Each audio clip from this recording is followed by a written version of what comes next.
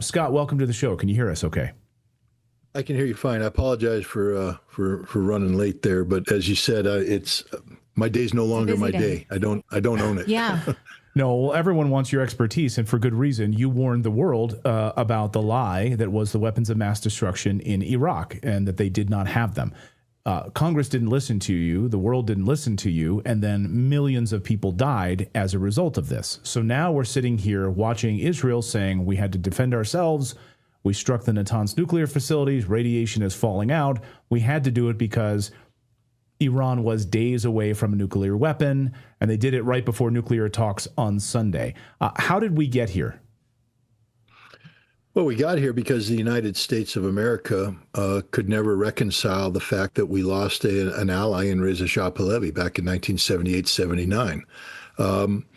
We got here because of our support for Reza Shah Pahlavi. The people of Iran viewed the United States as an enemy. In a moment of passion, students captured the U.S. Embassy, held American hostages for hundreds of days, and it led to a failed rescue mission that had 8 American bodies left on the sands of the Iranian desert. We've never forgiven Iran for our failure there. It happened because of our intervention in Lebanon, where Iranian-backed militias blew up a Marine barracks, killing 241, 242, 203. I can't remember the exact number, American Marines, soldiers, sailors. We've never forgiven for that. We got here because we illegally invaded and occupied Iraq, and Iran supported the Shia of Iraq to resist this, and hundreds of Americans were killed because they were fighting Iranian-backed militias. We've never forgiven Iran for that.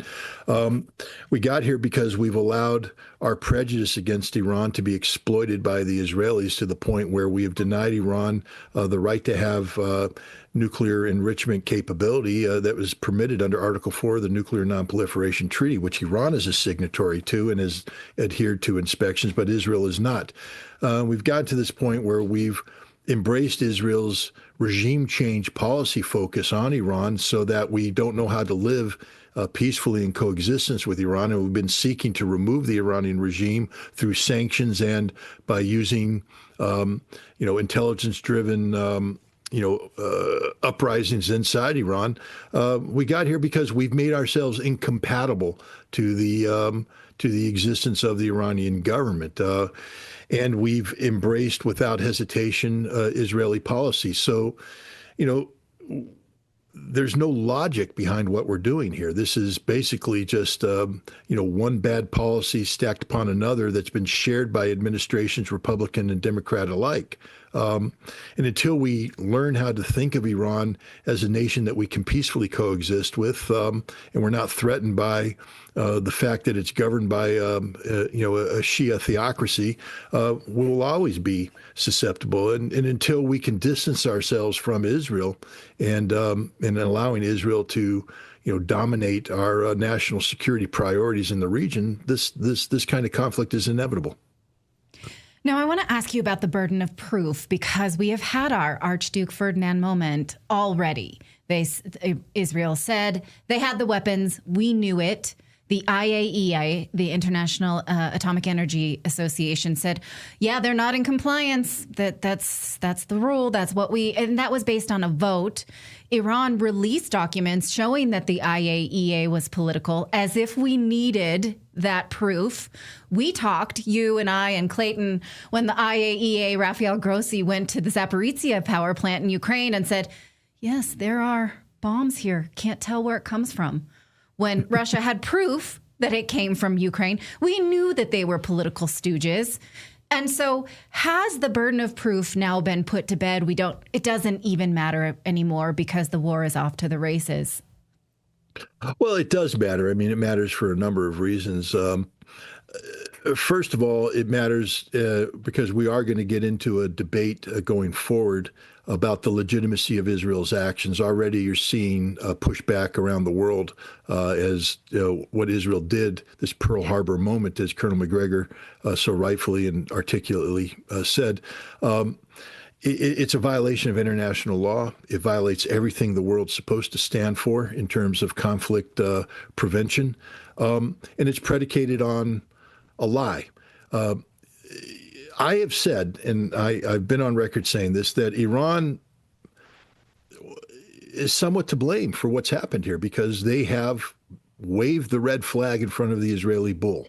They have gone beyond that which is explainable under their peaceful nuclear program to enrich uranium to 60%. And when asked why, and I asked this to Iranian officials, they said it's because we want to be seen as a threshold state. That means that a state that could, if pushed, cross the threshold into being a nuclear weapons state.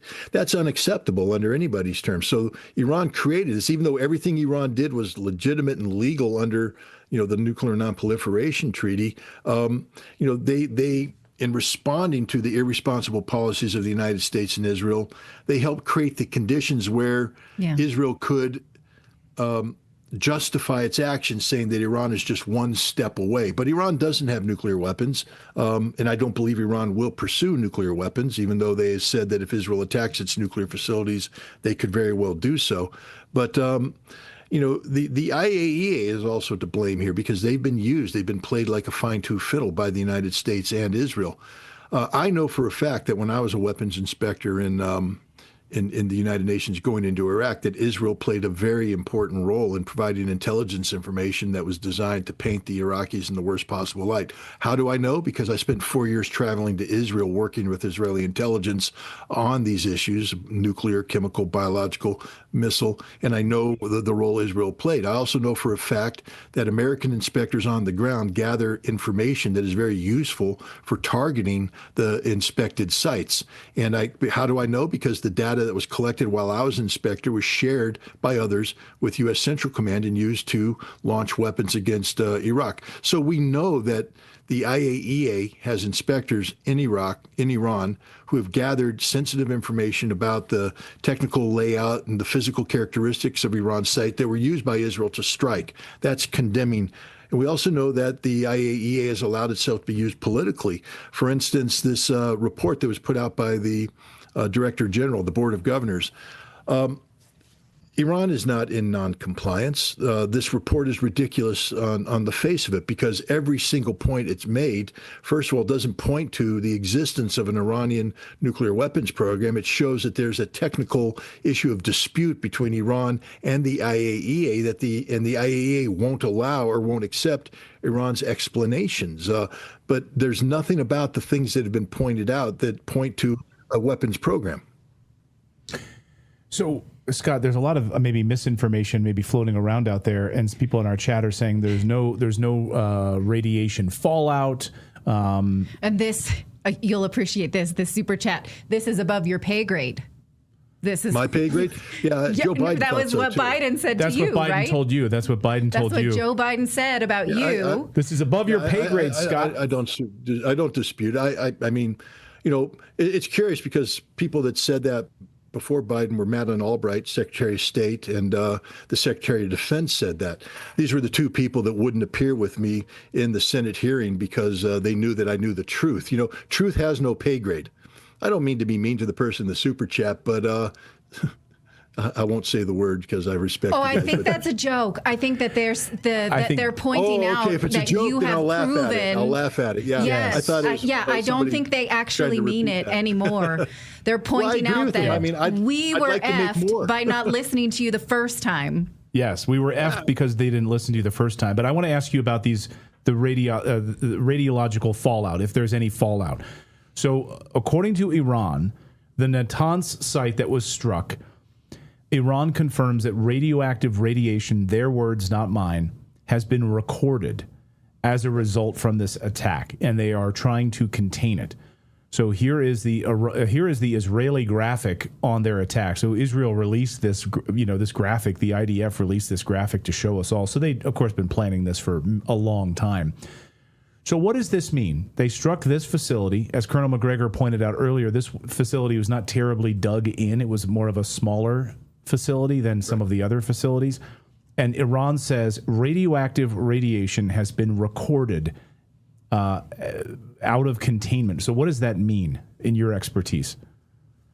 These facilities are used to enrich uranium, and the vehicle of enrichment are centrifuges that are fed uranium hexafluoride.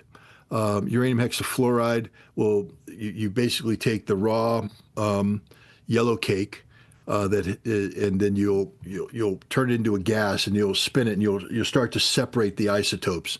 And what you're looking for is uranium. I think it's U-236. I could be wrong on that.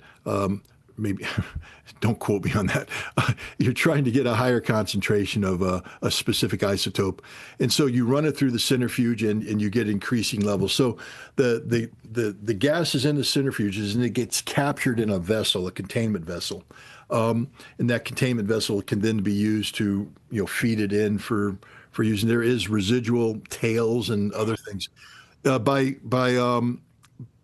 attacking this the Natanz facility, what's happened is this uranium hexafluoride, enriched to whatever level that is there, has been released from its containment vessel, and so you have radioactive contamination. This isn't the equivalent of what's going on in a nuclear reactor, et cetera, but it is hazardous to life.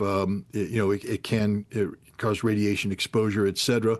And it's the reason why the world community has said that you don't attack nuclear facilities. Israel has violated that red line, and it appears that they have damaged or destroyed centrifuge cascades and their associated uranium hexafluoride feed to the extent that you have,